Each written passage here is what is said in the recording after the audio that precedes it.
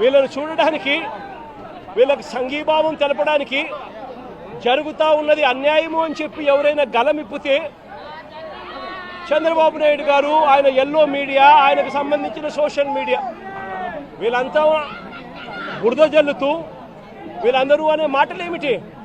వీళ్ళది గంజాయి బ్యాచ్ అట, వీళ్ళు రౌడీ షీటర్లట అని రకరకాలుగా వీళ్ళ కుటుంబాన్ని పరువును తీస్తూ వీళ్ళందరూ మాట్లాడుతూ ఉన్నారు. నేను అడుగుతా ఉన్నాను, కేసులు ఎవరి మీదైనా కానీ కేసులు ఉండొచ్చు.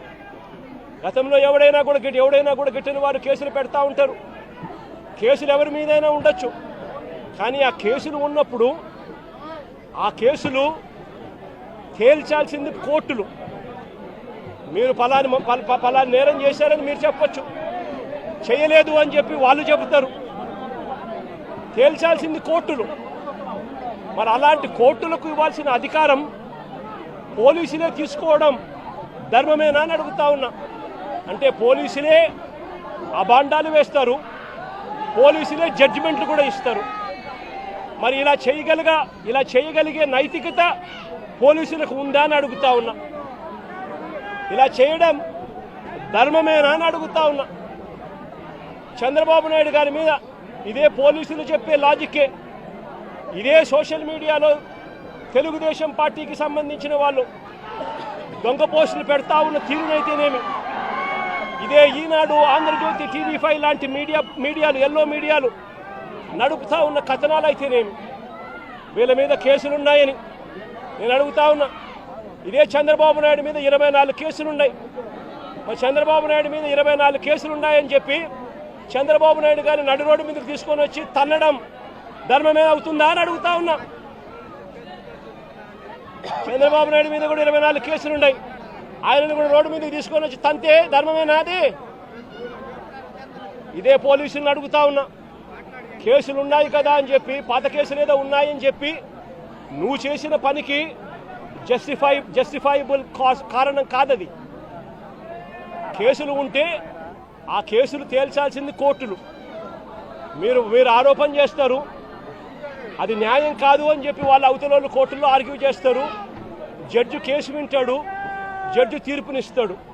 అంతేగాని పోలీసులు ఇలా కేసులు గతంలో ఉన్నాయి కదా అని చెప్పి తీసుకొని వచ్చి నడి రోడ్డు మీద వాళ్ళను నిల్చోబెట్టి వాళ్ళ కుటుంబ పరువును తీస్తూ వాళ్ళను షేమింగ్ చేసే కార్యక్రమం పోలీసులకు లేనే లేదు. ఈ మధ్యకాలంలో జరిగిన అనేక ఘటనలు, రాకేష్ అనే పిల్లాడు, ఇది రాకేష్ అనే పిల్లాడికి సంబంధించిన కాలుకు సంబంధించిన ఎక్స్రే.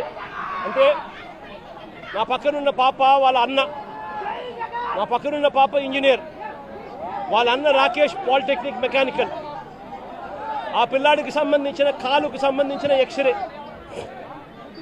ఇలా కాలు ఇరిగిపోయింది, లోపల రాడ్ ఉంది, రాడ్ పెట్టి ఆ రాడ్కు కాలును ముడేసి డాక్టర్లు ఈ మాదిరిగా ఉన్న పరిస్థితిని చూస్తే పోలీసులు ఆ కాలు మీద కాలు పెట్టి నడి రోడ్డు మీద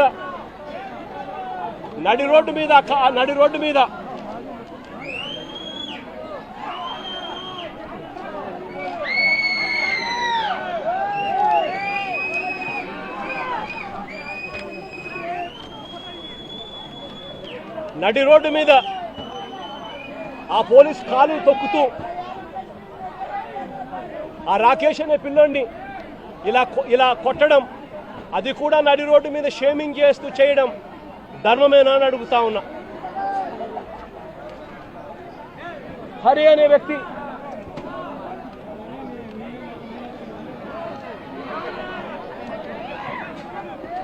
హరికృష్ణ అనే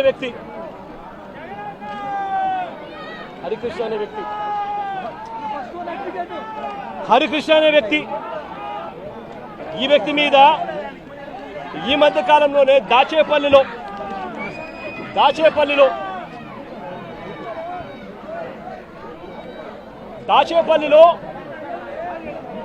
హరికృష్ణ అనే వ్యక్తిని తప్పుడు కేసు పెట్టి ఈ మధ్య కాలంలోనే దారుణంగా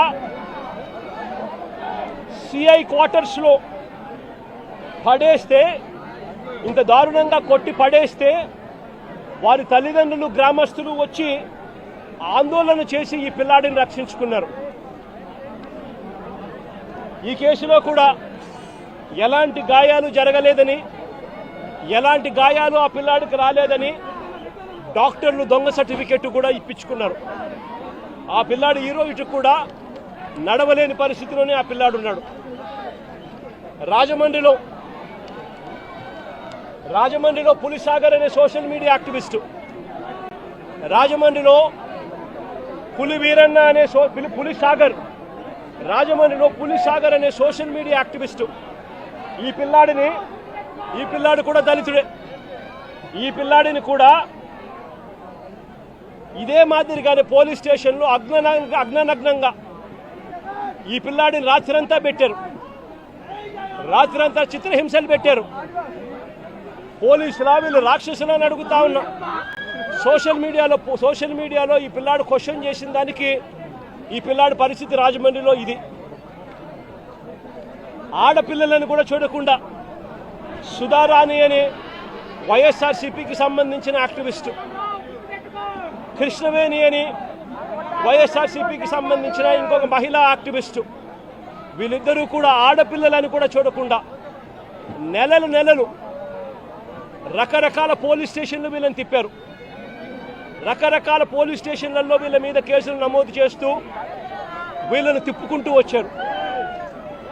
నేను అడుగుతా ఉన్నా, డెమోక్రసీలో మనం ఉన్నామా లేదా అన్నది ప్రజలందరూ కూడా ఆలోచన చేయాలని అడుగుతా ఉన్నా నేను అందరినీ కూడా.